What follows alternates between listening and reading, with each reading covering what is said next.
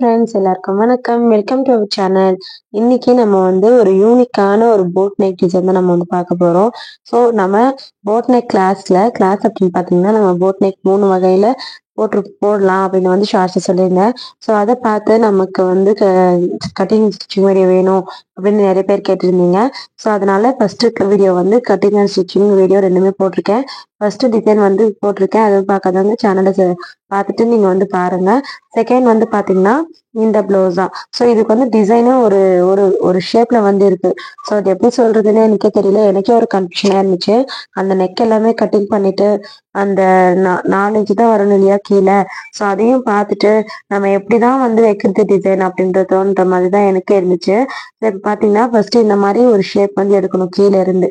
இந்த மாதிரி தான் வந்துச்சு. ஆனா ஒரு சைடு பாத்தீங்கன்னா நமக்கு அந்த ஷேப் நடுப்பகுதியில வராது.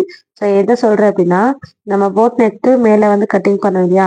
ஸோ அது கண்டிப்பா வராது. எனக்கு கட்டிங் பண்றதுக்கு ரொம்ப கன்ஃபியூஷனா இருந்துச்சு. கண்டிப்பா என்னால இந்த டிசைன் சொல்லி கொடுக்கவே முடியாது. என்னால முடியாது அப்படின்றது இதுதான் இருக்கு. ஸோ அது நான் கட்டிங் பண்றது டீட்டெயில்டா என்னால சொல்லி தரவே முடியல. அந்த அளவுக்கு இருந்துச்சு. இப்போ பாத்தீங்கன்னா நான் ஒரு 4 இன்ச் அளவுக்கு எடுத்திருக்கேன். நெக்ஸ்ட் அதே மாதிரி தான் அந்த சைடு நான் எடுத்துக்கிறேன். இப்போ நம்ம அதே ஷேப்ல அந்த கோழி முட்டை மாதிரி எனக்கு தோணுச்சு. ஸோ இந்த மாதிரி பாத்தீங்கன்னா இந்த ஃபர்ஸ்ட் மேல அந்த கவ் ஷேப் எடுத்துட்டு கீழே அதுக்கு பக்கத்துலயே நம்ம அந்த ஷேப் எடுத்தோம் இல்லையா அதுக்கு கீழே இந்த டிசைன் வரணும். ஸோ அந்த மாதிரி வந்துச்சுன்னா தான் நமக்கு அந்த பட்டன் வைக்க முடியும் அந்த இடத்துல. ஸோ இந்த மாதிரி நான் எடுத்திருந்தேன். ஆனா இதுல என்ன கன்ஃபியூஷன் அப்படின்னு பாத்தீங்கன்னா நமக்கு நெக் அகலமா வரணும் இந்த பிளவுஸ்க்கு. அப்போதான் நமக்கு ஃப்ரீடமா நம்ம போட முடியும். இல்லைன்னா நமக்கு கண்டிப்பா வராது. ஸோ நான் கட் பண்ணி முடிக்கிறதுக்குள்ள இதுதான் அதோட அவுட்ஃபிட். நான் மார்க் பண்ணதே ஒரு இடத்துல, கட்டிங் பண்ணதே ஒரு இடத்துல. ஸோ சாரி ஃப்ரெண்ட்ஸ், இது என்னால கண்டிப்பா சொல்லி தரவே முடியல இந்த டிசைன். ஸோ நெக்ஸ்ட் டைம் கண்டிப்பா இது ஸ்டிச்சிங் பண்ணிட்டேன். கண்டிப்பா இது கொஞ்சம் புரிஞ்சுது. ஸோ அதை நான் உங்களுக்கு சொல்லி கொடுக்குறேன். சரிங்களா? இப்ப நம்ம என்ன பண்ணணும் அப்படின்னா நார்மலா நம்ம லைனிங் அட்டாச் பண்ற மாதிரி பண்ணிக்கலாம். எந்த ஒரு அடிச்சு திருப்புறது அந்த மாதிரி எதுவுமே இல்லை. ஸோ நார்மலா நம்ம லைனிங் அட்டாச் பண்ணிக்கலாம். பார்த்து நிதானமா ஃபுல்லாவும் ஸ்டிச் பண்ணணும். ஸோ இது ஸ்டிச் பண்ணும்போது கொஞ்சம் அந்த துணி மட்டும் எனக்கு சரியில்லவே இல்லை. ஏன்னா நமக்கு காட்டன் கிளாத் இருந்துச்சு அப்படின்னா கண்டிப்பா ரொம்ப நல்லா இருந்திருக்கும். இது காட்டன் கிளாத் கிடையாது இல்லையா. ஒரு மாதிரி இது பனாரஸ் சாரி அப்படின்றதுனால ரொம்ப நூல் வந்துகிட்டே இருக்கும். அந்த நூல் பாத்தீங்கன்னா எந்த அளவுக்கு வந்துச்சு அப்படின்னா கண்டிப்பா எனக்கு பிடிக்கவே இல்லை. இதுக்கு முன்னாடி ஸ்டிச் பண்ண பிளவுஸ் எனக்கு ரொம்பவே பிடிச்சிருந்துச்சு. இப்போ நம்ம என்ன பண்ணணும் அப்படின்னா எப்படி நம்ம கட் பண்ணோமோ அதே மாதிரி கொஞ்சம் கேப் விட்டுட்டு நம்ம லைனிங் அட்டாச் பண்ணிக்கலாம். ஸோ லைனிங் அட்டாச் பண்ண உடனே இதுதான் அதோட அவுட்ஃபிட். இப்போ பார்த்தீங்கன்னா நம்ம இதுக்கு முழுக்க நம்ம பைப்பிங் கொடுக்கணும். ஸோ பைப்பிங் கொடுத்தது அது எல்லாமே நான் டீட்டெயில்டாக காட்டவே இல்லை. So sorry friends. அது எதுக்காக அப்படின்னு பார்த்தீங்கன்னா நமக்கு அந்த பைப்பிங் பார்த்தீங்கன்னா அந்த பிளவுஸ் இது சாரியோட கிளாத்ல தான் நானும் இது கட் பண்ணேன். ஆனால் அந்த பைப்பிங் வச்சது பார்த்தீங்கன்னா நூலாக வந்துச்சு. அந்த கிளாத்தே எனக்கு பிடிக்கல. நான் அவங்களுக்கு சொல்லியிருந்தேன் ஷைனிங் கிளாத் வாங்கிட்டு நான் பைப்பிங் வச்சு கொடுக்குறேன். ஏன்னா கண்டிப்பா அந்த நூலாக வந்துடும் அப்படின்னு சொல்லும் போது கூட அவங்க வேணாம் எனக்கு சாரி கிளாத்லயே கொடுங்க அப்படின்னு சொல்லிட்டாங்க. என்ன பண்றதுன்னு எனக்கே புரியல. இதுக்கு காஸ்ட் எவ்வளோ, நான் எப்பவுமே வாங்குற காசை விட கொஞ்சம் கம்மியாவே வாங்கிக்கலாம் அப்படின்னு தோன்ற ஒரு மைண்ட் செட்டுக்கு வந்துருச்சு.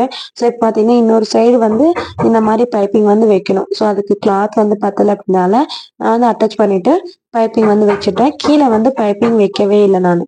ஏன்னா அது நம்ம அதுக்கு மேலதான் நம்ம பால்ஸ் ஸ்டிச் பண்ணி வச்சுக்க போறோம். ஸோ அது கண்டிப்பா உங்களுக்கு காமிக்கிறேன். இப்போ இதை நம்ம நீட்டா பார்த்து ஸ்டிச் பண்ணணும். அப்பவும் நான் இப்போ ஸ்டிச் பண்ணிட்டு இருக்கேன் இல்லையா. ஸோ இது நம்ம ஒரு 1.5 இன்ச் அளவுக்கு நம்ம கேப் விட்டுட்டு நம்ம ஸ்டிச் பண்ணியிருந்தா நல்லா இருந்திருக்குமே, கட்டிங் பண்ணியிருந்தா நல்லா இருக்கும். ஏன்னா நம்ம அதுல விட்டதே ஒரு 1/2 இன்ச் தான். அதுலயும் நம்ம பைப்பிங் வச்சுட்டோம் அப்படின்னா கண்டிப்பா கொஞ்சமா தான் கிளாத் இருந்துச்சு.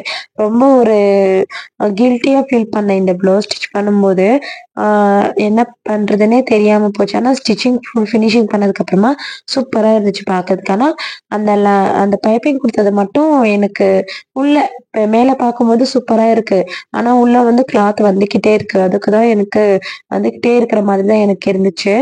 ஸோ இது ஃபுல்லா ஸ்டிச் பண்ணதுக்கு அப்புறமா நான் இன்னும் கிளாத் இருக்கு இல்லையா. ஸோ அதுல நம்ம ஃபர்ஸ்ட் பாஸ் ரெடி பண்ணணும். ஸோ இதுக்கு நடுவுல தான் நம்ம அந்த பாஸ் ரெடி பண்ணணும், ஸ்டிச் பண்ணி போடணும். ஸோ பால்ஸ் எடுத்துக்கிறேன். ஒரே அளவா நான் எல்லாமே எடுத்து சேம் டைம் அந்த பூ கட்டுற மாதிரியே நம்ம அதே கலர்ல எடுக்கணும். ஸோ சாரி கலர்லயே நம்ம எதுல வந்து பால்ஸ் வைக்கிறோமோ அதே கலர்ல நம்ம வந்து நூல் வந்து எடுக்கிற மாதிரி இருக்கும். ஸோ அந்த மாதிரி எடுத்துட்டு நான் வந்து ரெடி பண்ணி வச்சுக்கிறேன். ஸோ ரெடி பண்ணி வச்சதுக்கு அப்புறமா இதுக்கு வந்து ஒரு 10 பால்ஸ் வந்து தேவைப்பட்டுச்சு. ஸோ நம்ம வந்து அரை அரை இன்ச்சுக்கு மார்க் பண்ணிட்டு நான் வந்து அட்டாச் பண்ணிட்டேன். இது ரொம்ப ஈஸியா தான் இருந்துச்சு எனக்கு. ஆனா அந்த ஃபினிஷிங் அப்படின்னு ஒண்ணு இருக்கு இல்லையா? ஸோ எனக்கு ஃபினிஷிங் இல்ல அப்படின்னா கண்டிப்பா எனக்கு ரொம்ப வருத்தமா தான் இருக்கும். ஸோ அதனால தான் கொஞ்சம் வருத்தமா பேசிட்டேன். ஸோ ஸ்டார்ட்டிங்ல இருந்து நான் வந்து அளவு எடுத்ததுல நான் வந்து மார்க் பண்ணியிருந்தேன் இல்லையா? ஸோ அத பார்த்து நான் வந்து கீழே கிளீனா வந்து ஸ்டிச் பண்ணிக்கிட்டேன். இதை வந்து ஸ்டிச் பண்ணும்போது நம்ம நீட்டா பார்த்து தான் ஸ்டிச் பண்ணணும். ஸோ நான் வந்து இதுக்கு முன்னாடி வீடியோல காட்டியிருப்பேன். ஒன் சைட் டென்ஷன் தான் ஸ்டிச் பண்ணியிருப்பேன். ஸோ இதுல வந்து நான் டூ சைடு டென்ஷன் வந்து ஸ்டிச் பண்ணிட்டேன். ஏன்னா அதுல வந்து திருப்பி போடணும். ஸோ இதுல வந்து திருப்பி போடுறதெல்லாம் கிடையாது இல்லையா? ஸோ நார்மலா அந்த பைப்பிங் வச்சிருக்கிறதுனால நமக்கு ஃபினிஷிங் வரும். ஸோ இப்போ பார்த்தீங்கன்னா நான் வந்து ஃபுல்லா கிளீனா வந்து ஸ்டிச் பண்ணி எடுத்துக்கிட்டேன். இதை ஸ்டிச் பண்ணதுக்கு அப்புறமா எக்ஸ்ட்ரா இருக்க கிளாத் எல்லாம் நம்ம வந்து கட் பண்ணணும். ஸோ முதல்ல நம்ம கீழே வந்து ஒரு அரை இன்ச் அளவு விட்டுட்டு நம்ம வந்து ஸ்டிச் பண்ணிக்கலாம். நெக்ஸ்ட் வந்து இதுக்கு பின்னாடி இருக்க கிளாத் முழுக்க நம்ம வந்து கட் பண்ணி எடுத்துக்கலாம். இதை வந்து ஃபுல்லா கட் பண்ணதுக்கு அப்புறமா நம்ம அந்த இன்னொரு கிளாத் இருக்கு இல்லையா? அதுக்கு மேல வச்சு இதை க்ளோஸ் பண்ணிக்கலாம். ரொம்ப ரொம்ப ஈஸியான மெத்தட் தான் ஃப்ரெண்ட்ஸ். இது வந்து நீங்க கண்டிப்பா ட்ரை பண்ணி பாருங்க. ஆனா இது வந்து நம்ம பிசிறு வந்து அப்படியே விடக்கூடாது. ஸோ அதனால இன்னொரு கிளாத் இருக்கு இல்லையா? அதுக்கு வந்து நம்ம அந்த லைனிங் வந்து ஸ்டிச் பண்ணிக்கலாம். லைனிங் வந்து அட்டாச் பண்ணிட்டோம் அப்படின்னா அந்த பிசிறு வந்து போயிடும். ஏன்னா இந்த பிளவுஸ் கிளாத்தே வந்து பாத்தீங்கன்னா நூல் நூலா வந்துச்சு இல்லையா? ஸோ அதனாலதான் நான் வந்து லேஸ் வைக்கிறேன் இல்லையா? அந்த மாதிரி நான் வந்து மடிச்சு ஸ்டிச் பண்ணிக்கிறேன். இதுக்கு மேல வந்து அந்த பால்ஸ் வச்சது வந்து பார்த்து நிதானமா ஒரு லைன் வந்து ஸ்டிச் பண்ணிக்கலாம். இப்போ வந்து பாத்தீங்கன்னா இதுக்கு லேஸ் அட்டாச் எல்லாமே கொடுத்துருக்கேன். ஆனா ஒரே ஒரு சைடு மட்டும் தான் லேஸ் கொடுத்துருக்கேன். ஃபுல்லாம நம்ம வந்து லேஸ் கொடுத்தோம் அப்படின்னா ஃபினிஷிங் வந்து நல்லாவே இருக்காது. ஸோ நான் லேஸ் கொடுக்கறதுக்காக முக்கியமான காரணம் இதுதான். ஸோ நான் அந்த பால்ஸ் வந்து ஸ்டிச் பண்ண இல்லையா? அட்டாச் பண்ணும்போது ஒரு அரை இன்ச்சுக்கு அளவுக்கு நம்ம வந்து ஒரு லைன் ஸ்டிச் பண்ணாதான் அது ஃபினிஷிங் வந்து நல்லா இருக்கும். ஸோ அதனால ஒரு லேஸ் வந்து கொடுக்கலாம் அப்படின்னு வந்து முடிவு பண்ணிட்டு நான் வந்து இது ஸ்டிச் பண்ணி முடிச்சுட்டேன். இதுக்கப்புறமா நம்ம வந்து கீழே டாட் வைக்கணும். ஸோ அந்த டாட் வச்சாதான் நமக்கு அந்த மேல வந்து ஃபினிஷிங் வரும்.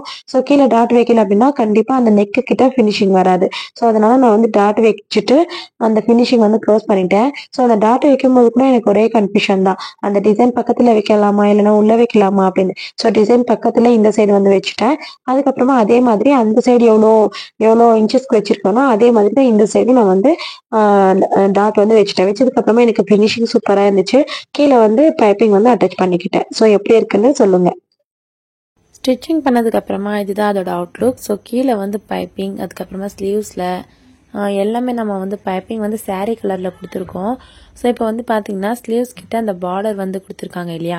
ஸோ ஃபுல் ப்ளவுஸ் வந்து ப்ளூ கலர் தான். ஸோ நான் என்ன பண்ணேன் அப்படின்னா சாரியோட கிளாத் எடுத்துட்டு ஸ்லீவ்ஸ்க்கு வந்து பாதி அளவு அந்த மாதிரி கொடுத்துருக்கேன். ஸோ இது வந்து கஸ்டமர் அனுப்பின டிசைன் தான் நம்ம வச்சிருக்கோம். ஸோ ஃபுல்லாக பார்த்துட்டு எப்படி இருக்குன்னு மறக்காம கமெண்ட்ஸ் சொல்லுங்கள். சேனலை மறக்காம சப்ஸ்கிரைப் பண்ணிக்கோங்க. தேங்க்யூ, டாடா.